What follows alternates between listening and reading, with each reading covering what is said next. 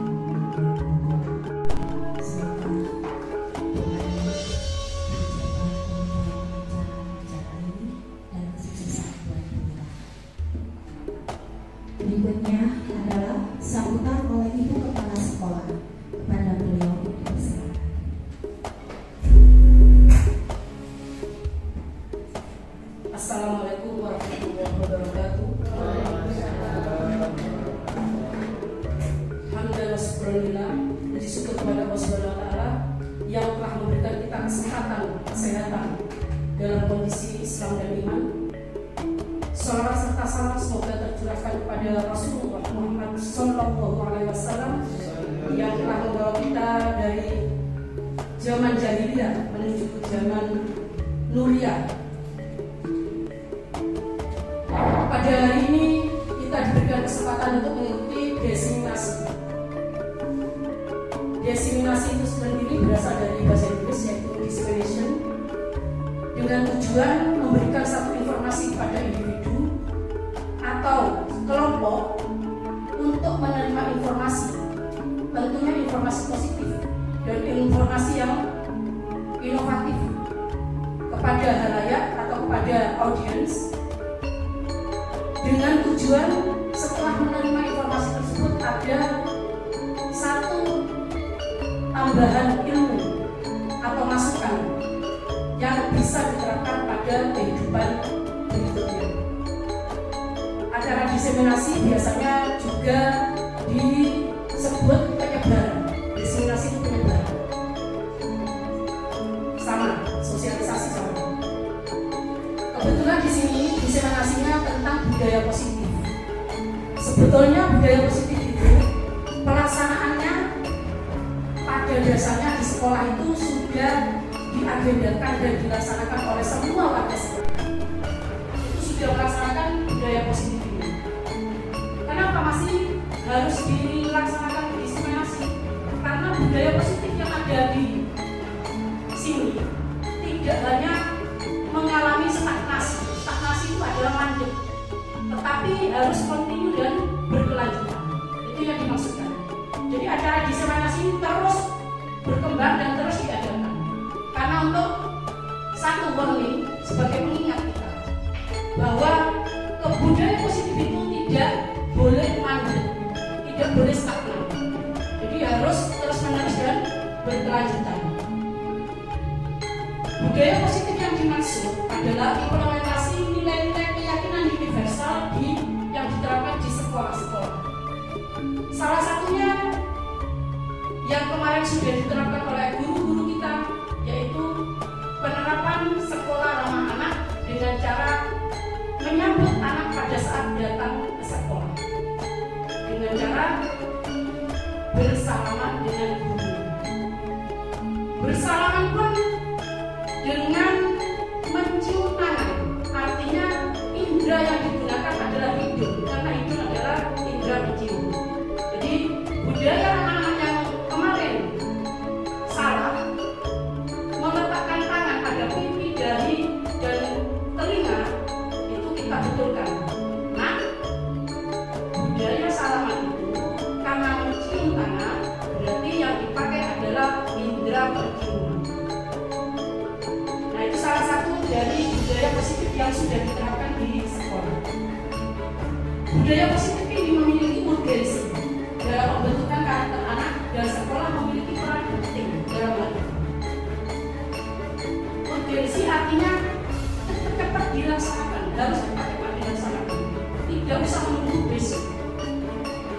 Jadi pembentukan karakter anak itu sangat penting, dan penerapan tidak hanya di rumah, tapi juga sekolah memiliki peran penting. Dan keberhasilan penerapan budaya positif ini diawali dengan mengubah paradigma tentang teori kontrol. Artinya, nanti jika itu menjadi sebuah habit atau kebiasaan, anak-anak tanpa dikontrol, tanpa harus diawasi, mereka sudah bisa melaksanakan budaya positif itu dengan sendirinya sebagai bentuk pembiasaan. Nah, pembiasaan ini yang menggiring ke positif itu adalah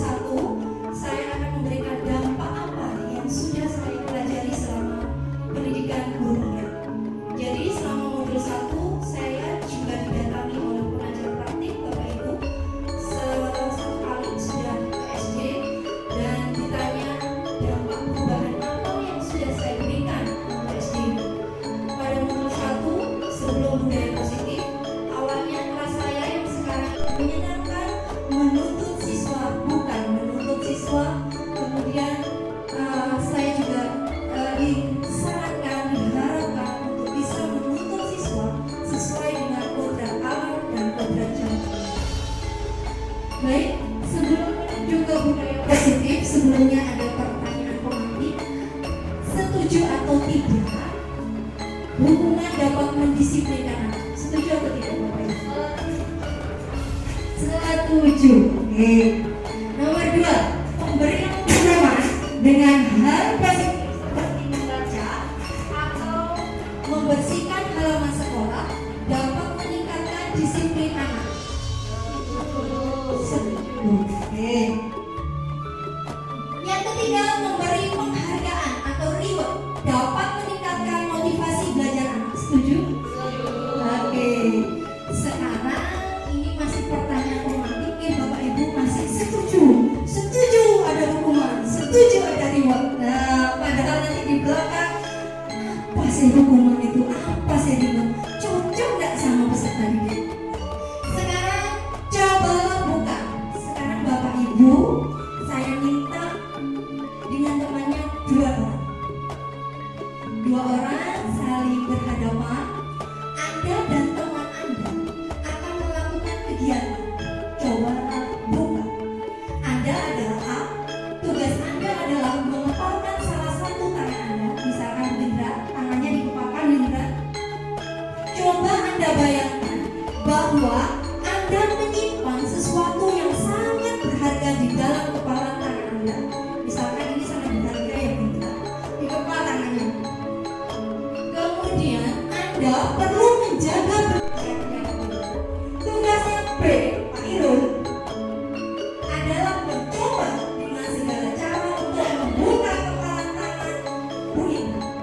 Teman Anda, Pak Irul, boleh membujuk, menghardik, mengintimidasi, memarahi, menghindar, mengkritik, bahkan menawarkan Anda uang agar Anda agar Anda mau membuka kepala tangan Anda. Ini sangat penting yang ada di kepala tangan Anda. Misalkan ini masalah hidup dan matinya jenengan. Kira-kira boleh nggak Pak Irul buka? Nggak boleh. Maka Pak Irul komunikasi dengan Bu Indra, kira-kira boleh nggak? Kira-kira dulu. Ya kita lihat ya, kira-kira berhasil nggak Pak Irul? Semoga Pak Irul.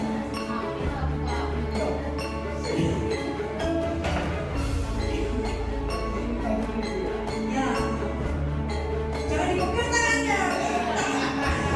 Bukan memegang loh ya. Meminta apa yang ada di dalamnya itu.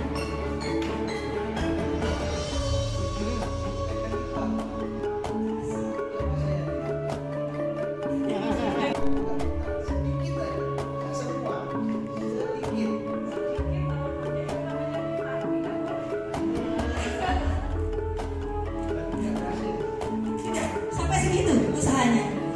Oke, berarti Pak Irul tidak berhasil membuka kepala tangan dari Bu Indra. Oke, bagus. Next. Kira-kira apa sih dari permainan ini? Teori kontrol.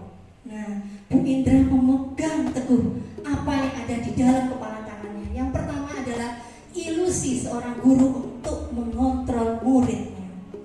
Yang kedua, ilusi bahwa semua penguatan positif efektif dan sangat bermanfaat. Dan yang ketiga, ilusi bahwa kritik dan membuat orang merasa bersalah dapat menguatkan suatu karakter. Yang keempat, ilusi bahwa orang dewasa memiliki hak untuk memaksa. Kan memaksa kan Pak Irul? Harusnya tidak boleh. Oke, next. Menurut Stephen R. Covey, acuan kita, ubahlah bagaimana Anda melihat dunia, bagaimana Anda berpikir tentang manusia, ubahlah paradigma Anda, skema pemahaman, dan penjelasan aspek-aspek tertentu tentang realitas. Jadi tergantung Bapak Ibu. Bapak Ibu sebagai pendidik mau merubah pendidikan kita sedikit saja atau Anda ingin merubah dunia. Semuanya tergantung dari Bapak Ibu, karena jujur saja di pendidikan guru penggerak, moto dan slogannya pertama adalah tergerak. Tergerak nggak dari hati Anda mengikuti pendidikan guru penggerak? Kemudian yang kedua adalah bergerak. Setelah hati tergerak untuk mengikuti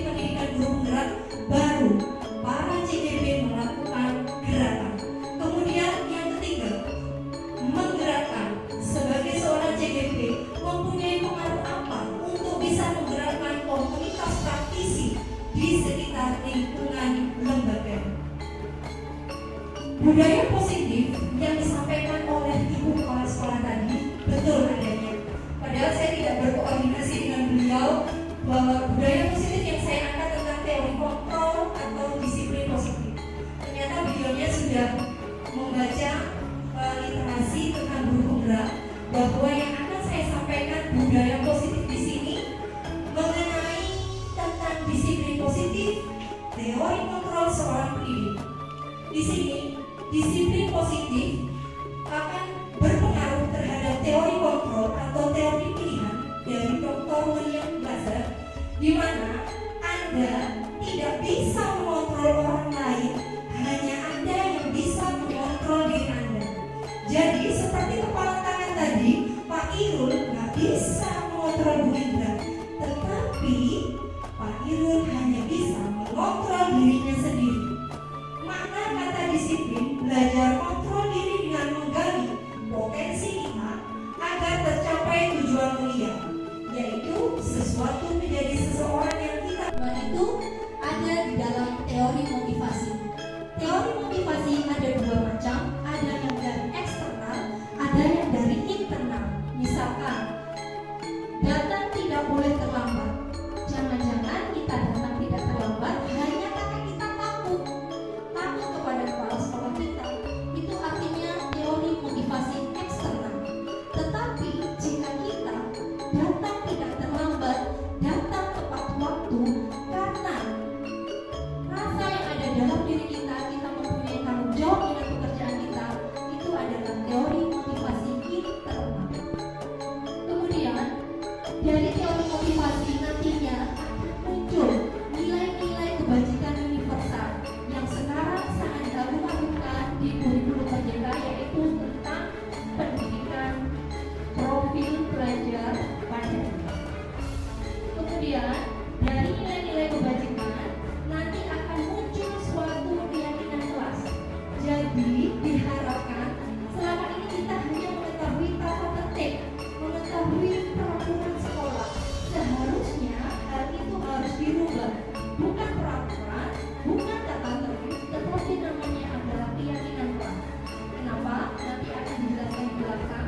Keyakinan kelas adalah kesepakatan dari dua belah pihak, baik dari siswa maupun dari pendidik, sehingga tidak ada rasa keterpaksaan dalam melakukan keyakinan kelas.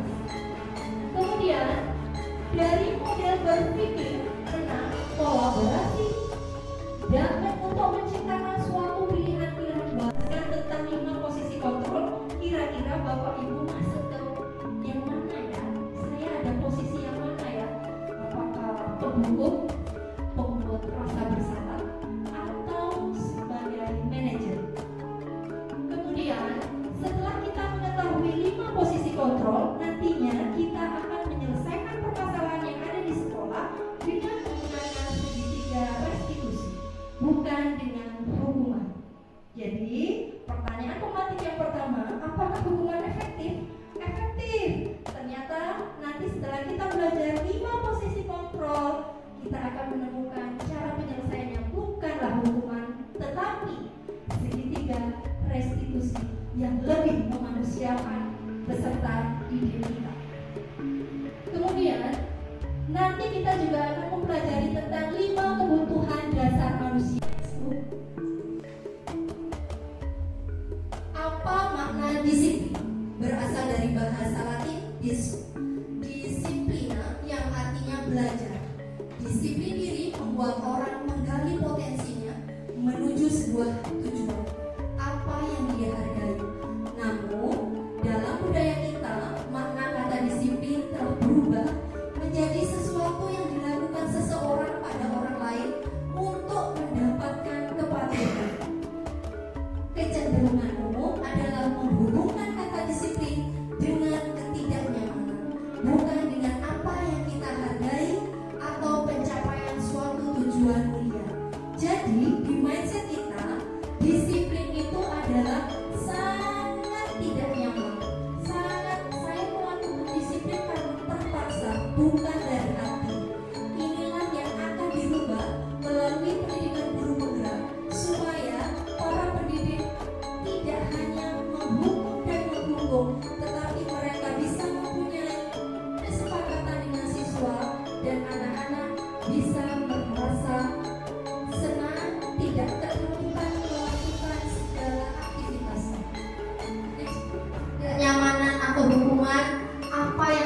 Jadi apabila saya tidak melakukan, nah ini tadi yang sudah saya jelaskan bahwa ini contoh dari motivasi, maka akan mendapatkan reward setiap bulan. Jadi dia datang setiap hari bukan karena dirinya, tetapi karena motivasi eksternal dari pimpinan.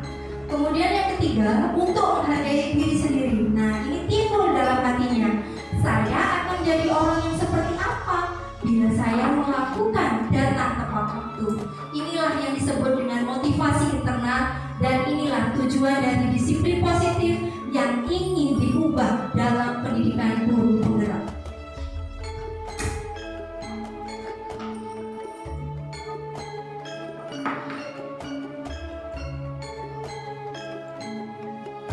Kenapa harus keyakinan kelas? Kenapa tidak peraturan saja?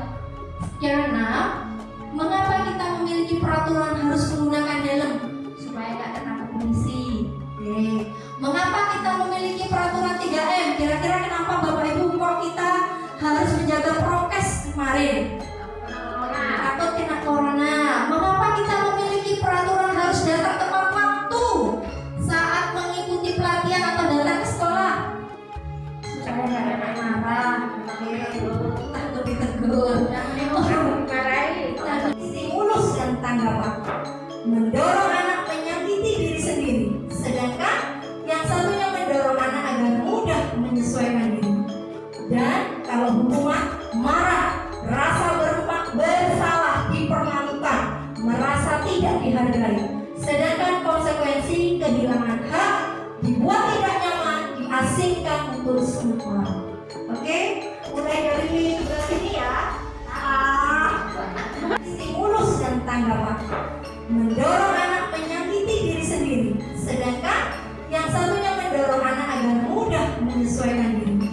Dan kalau hukuman, marah, rasa bersalah, dipermalukan, merasa tidak dihargai, sedangkan konsekuensi kehilangan hak, dibuat tidak nyaman, diasingkan untuk semua. Oke, mulai dari sebelah sini ya. Tanya, apa nilai yang kita percaya di kelas nak? Nilai-nilai universal apa yang telah kita sepakati? Dan kelas ideal seperti apa yang kamu inginkan? Apa yang kamu rasakan ketika kamu melakukan itu? Pasti anak-anak kalau disampaikan seperti ini, anak-anak akan merasa terbuka. Jadi mereka tidak merasa disalahkan, lebih menggerakkan seseorang dibandingkan mengikuti serangkaian peraturan-peraturan. Jadi intinya di sini peraturan itu sangat tidak nyaman. Alangkah nyaman dengan keyakinan kelas yang ada kesepakatan antara peserta didik dan pendidik. Nah, apa sih keyakinan kelas? Suatu prosedur pembentukan keyakinan sekolah atau kelas ini biasa dilakukan di kelas-kelas ya Bapak Ibu. Mempersilakan warga sekolah, misalnya murid di sekolah, untuk bercurah pendapat tentang peraturan yang perlu disepakati. Nah, kira-kira apa sih yang kamu inginkan ketika kalian ada di sekolah? Saya maunya ini Bu, pembelajaran tidak menakutkan. Saya kepinginnya itu Bu, datang tepat waktu.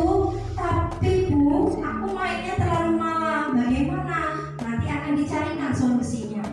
Kemudian mencari terakhir, Bu Medi sama Pak Irul, jangan makan toh.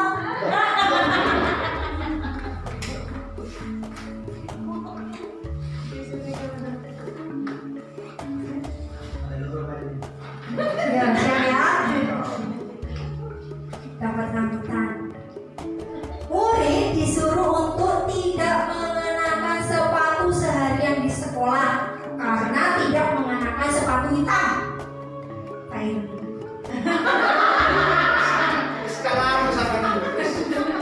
Terus sekali di dalam buku kalimat, saya tidak akan terlambat lagi karena terlambat ke sekolah nanti saya dimarahi. Siapa sih? Oke, bisa dikasihkan hadiahnya Pak di belakang Pak. Geser. Ya, satu aja. Bu Nini dan Bu Irma lari mengelilingi lapangan basket 2 kali karena terlambat hadir di sekolah. Oke, Bu Irma. Kalian.